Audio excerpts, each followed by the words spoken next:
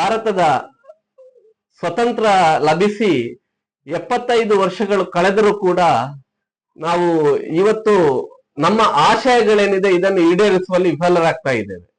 ಇಡೀ ಶಿಕ್ಷಣದ ಹಕ್ಕು ಮೂಲಭೂತ ಹಕ್ಕಾಗಿ ಸಂವಿಧಾನವು ಘೋಷಿಸಿದ್ರು ಕೂಡ ಇವತ್ತು ಅಂತಹ ಮೂಲಭೂತ ಹಕ್ಕನ್ನೇ ವ್ಯಾಪಾರೀಕರಣದ ದಾರಿಯಲ್ಲಿ ಅತಿ ವೇಗವಾಗಿ ಚಲಿಸ್ತಾ ಇರೋದನ್ನು ನಾವು ಗಮನಿಸ್ತಾ ಇದ್ದೇವೆ. ದಕ್ಷಿಣ ಕನ್ನಡ ಜಿಲ್ಲೆಯಲ್ಲಿರುವಂತಹ ಅನೇಕ ಸರ್ಕಾರಿ ಅನುದಾನಿತ ಶಾಲೆಗಳು ಇವತ್ತು ಮುಚ್ಚಿದೆ. ಬಹುತೇಕ ಅನುದಾನಿತ ಶಾಲೆಗಳಿಗೆ ಸರ್ಕಾರವು ಯಾವುದೇ ರೀತಿಯಾದಂತಹ ಒಲವನ್ನು ತೋರದೇ ಇರುವಂತಹ ಕಾರಣಕ್ಕಾಗಿ ಇವತ್ತು ಅನುದಾನಿತ ಶಾಲೆಗಳು ಮುಚ್ಚಿದೆ. ಇನ್ನು ಸರ್ಕಾರಿ ಶಾಲೆಗಳ ಸ್ಥಿತಿಯಂತೂ ಶೋಚನೀಯವಾಗಿರುವುದನ್ನು ನಾವು ಗಮನಿಸ್ತಾ ಇದ್ದೇವೆ.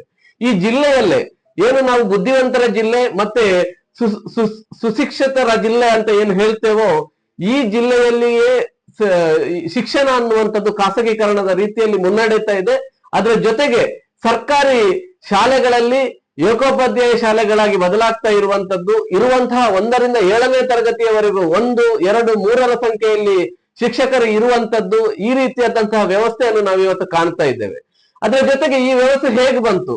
ಸರ್ಕಾರದ ಒಂದು ದಿವ್ಯ ನಿರ್ಲಕ್ಷ್ಯದ ಮೂಲಕವಾಗಿ ಈ ವ್ಯವಸ್ಥೆಯನ್ನು ವ್ಯವಸ್ಥಿತವಾಗಿ ಇವತ್ತು ರೂಪಿಸಲಾಗಿದೆ. ಇವತ್ತು ಸರ್ಕಾರಿ ಶಾಲೆಗಳನ್ನು ಕಡೆಗಣಿಸ್ತಾ ಹೋದಂತೆ ಅಲ್ಲಿ ಮಕ್ಕಳ ಪ್ರಮಾಣವು ಗಣನೀಯವಾಗಿ ಇಳಿಕೆ ಆಗ್ತಾ ಇದೆ. ಈ ರೀತಿಯಲ್ಲಿ ಇರೋದ್ರಿಂದಾಗಿ ಹೆಚ್ಚಿನ ಜನರು ಖಾಸಗಿ ಶಿಕ್ಷಣ ಸಂಸ್ಥೆಗಳತ್ತ ಒಲವನ್ನು ತೋರಿಸ್ತಾ ಇದ್ದಾರೆ. ಹಾಗಂತ ಹೇಳಿ ಜನರಿಗೆ ಖಾಸಗಿ ಶಿಕ್ಷಣ ಸಂಸ್ಥೆಯಲ್ಲಿ ಭರಿಸುವಂತಹ ಹೆಚ್ಚಿನ ಶುಲ್ಕವನ್ನು ಭರಿಸುವಂತಹ ತಾಕತ್ತು ಬಂದಿದೆ ಅಂತ ಅಲ್ಲ.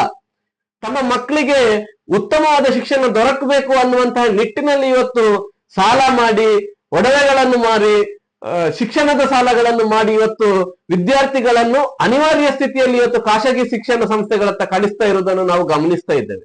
ವ್ಯವಸ್ಥೆ ಹೀಗೆ ಮುಂದುವರಿತಾ ಹೋದ್ರೆ ಇವತ್ತು CBSE ಶಿಕ್ಷಣಗಳು ಬರ್ತಾ ಇದೆ, ಕೇಂದ್ರೀಯ ಶಿಕ್ಷಣ ನೀತಿಗಳು ಬದಲಾಗ್ತಾ ಇದೆ. CBSEಗಿಂತಲೂ ಮಿಗಿಲಾದಂತಹ ಶಿಕ್ಷಣ ವ್ಯವಸ್ಥೆ ಇವತ್ತು ನಮ್ಮ ದೇಶದಲ್ಲಿ ಬರ್ತಾ ಇರುವಂತಹ ಸಂದರ್ಭದಲ್ಲಿ ಒಂದು ಮಗುವನ್ನು LKG UKGಗೆ ಸೇರಿಸೋದಿದ್ರು ಕೂಡ 50,000ದಿಂದ 1 ಲಕ್ಷದವರೆಗೂ ಬೇಕು ಅನ್ನುವಂತ ವ್ಯವಸ್ಥೆ ಇವತ್ತು ನಿರ್ಮಾಣ ಆಗ್ತಾ ಇದೆ.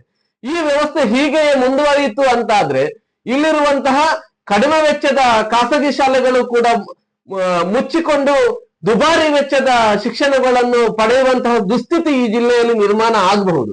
ಹಾಗಾಗಿ ಈಗಾಗಲೇ ಇಂತಹ ದುಸ್ಥಿತಿಯಿಂದ ಹೇಗಾಗಿದೆ ಅಂತ ಹೇಳಿದ್ರೆ, ಮಕ್ಕಳು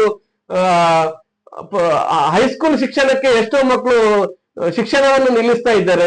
ಇನ್ನುಳಿದಂತಹ PUCಯಲ್ಲಿ ಎಷ್ಟೋ ಮಕ್ಕಳು ಶಿಕ್ಷಣವನ್ನು ನಿಲ್ಲಿಸುವಂತಹ ಸಂಖ್ಯೆ ಇವತ್ತು ಹೆಚ್ಚಾಗ್ತಾ ಇರೋದನ್ನು ನಾವು ಗಮನಿಸ್ತಾ ಇದ್ದೇವೆ.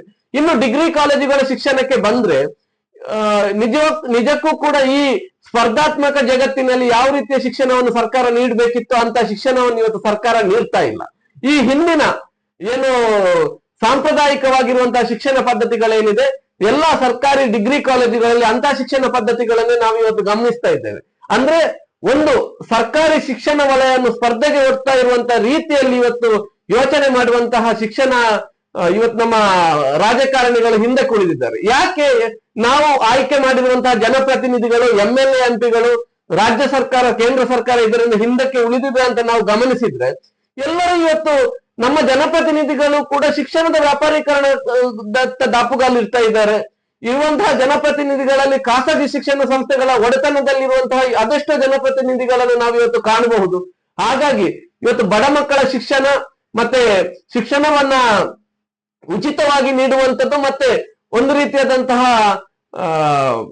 ಒಂದು ಪ್ರಾಯೋಗಿಕವಾಗಿ ನಾವು ಇರುವಂತಹ ಶಿಕ್ಷಣವನ್ನು ನೀಡಲಿಕ್ಕೆ ಇವತ್ತು ವಿಫಲರಾಗ್ತಾ ಇರುವುದನ್ನು ನಾವು ಗಮನಿಸ್ತಾ ಇದ್ದೇವೆ. ಹಾಗಾಗಿ ಈ ಶಿಕ್ಷಣ ಎಲ್ಲರಿಗೂ ಸಿಗುವಂತಹ ಸಾರ್ವತ್ರಿಕ ಶಿಕ್ಷಣ ಆಗಬೇಕು.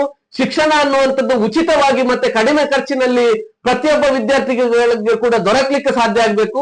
ಈ ನಿಟ್ಟಿನಲ್ಲಿ ಶಿಕ್ಷಣದ ಹಕ್ಕು ಮೂಲಭೂತ ಹಕ್ಕಾಗಿಯೇ ಈ ದೇಶದಲ್ಲಿ ಉಳಿಯಬೇಕು ಅನ್ನುವಂತ ನಿಟ್ಟಿನಲ್ಲಿ ಇವತ್ತು ಭಾರತ ಕಮ್ಯುನಿಸ್ಟ್ ಪಕ್ಷ ಮಾರ್ಕ್ಸ್ವಾದಿ ಆಲೋಚಿಸುತ್ತಿದೆ.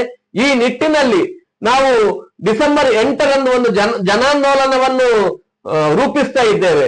ಜನತೆಯ ನಡಿಗೆ ಉತ್ತಮ ಬದುಕಿನ ಕಡೆಗೆ ಅನ್ನುವಂಥದ್ದು ನಮ್ಮ ಘೋಷಣೆಯಾಗಿರ್ತದೆ. ಹಾಗಾಗಿ ಮತ್ತೆ ನಮ್ಗೆ ಇರುವಂತಹ ಈ ಶಿಕ್ಷಣದ ಹಕ್ಕನ್ನು ನಾವು ಉಳಿಸ್ಬೇಕು. ಪ್ರತಿಯೊಬ್ಬ ಬಡವರು ಕೂಡ ತಮ್ಮ ಬದುಕಿಗೆ ಪೂರಕವಾಗುವಂತಹ ಶಿಕ್ಷಣವನ್ನ ಇಲ್ಲಿ ಕಡಿಮೆ ವೆಚ್ಚದಲ್ಲಿ ಪಡೆಯಲಿಕ್ಕೆ ಸಾಧ್ಯ ಆಗ್ಬೇಕು ಅನ್ನುವಂತ ನಿಟ್ಟಿನಲ್ಲಿ ನಡೆಯುತ್ತಾ ಇರುವಂತಹ ಈ ಹೋರಾಟಕ್ಕೆ ನೀವೆಲ್ಲರೂ ಬೆಂಬಲ ಸೂಚಿಸಬೇಕು. ಇದೊಂದು ಜನತೆಯ ಹೋರಾಟ. ಎಲ್ಲರೂ ಕೂಡ ಈ ಜನತೆಯ ಹೋರಾಟವನ್ನು ಮಾಡಿ ಯಶಸ್ವಿಯಾಗಬೇಕು ಅಂತ ವಿನಂತಿಸಿಕೊಳ್ತಾ ಇದ್ದೇನೆ.